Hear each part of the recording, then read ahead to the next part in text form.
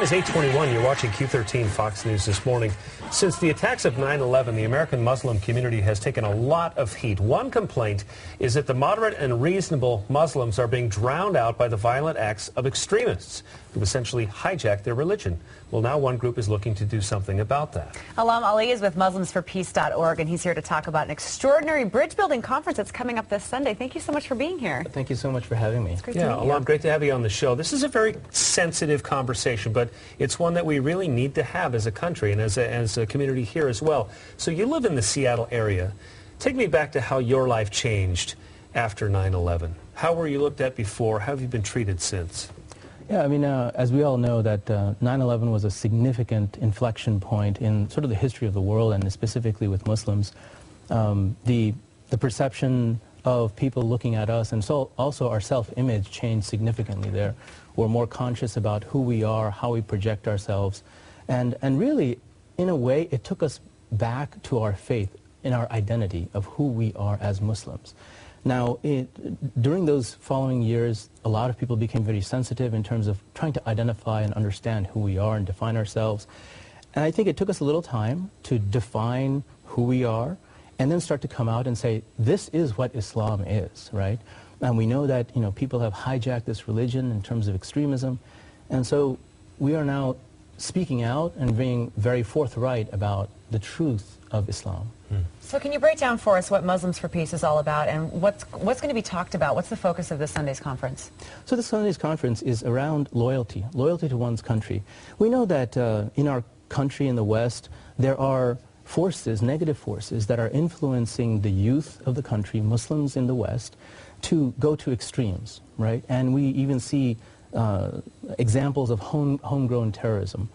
And we believe, the Ahmadiyya Muslim community, Muslims who believe in the Messiah, Mirza Ghulam Ahmad of Qadian, India, that there is a message that is central to Islam, that loyalty to one's country and the allegiance to one's country is not divergent to the loyalty to the faith, right?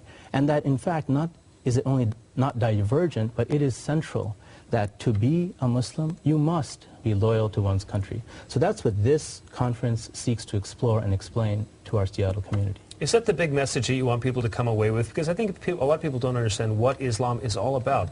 Very briefly, what does Islam stand for, and how did it get so perverted by these extremist groups? Yeah.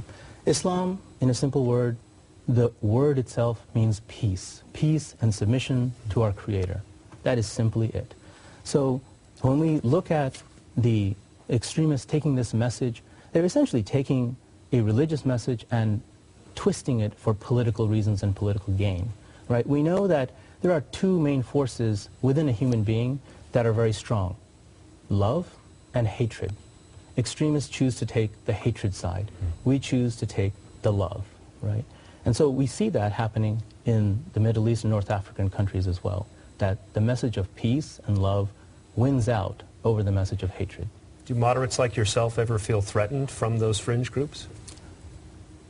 The question of whether we're threatened or not doesn't arise, because we believe in our message of peace, and that if people seek to do harm to us, well, we won't back off our message of peace and our message of love, which we firmly believe is the root of Islam. So we cannot back off of that regardless of what happens to us.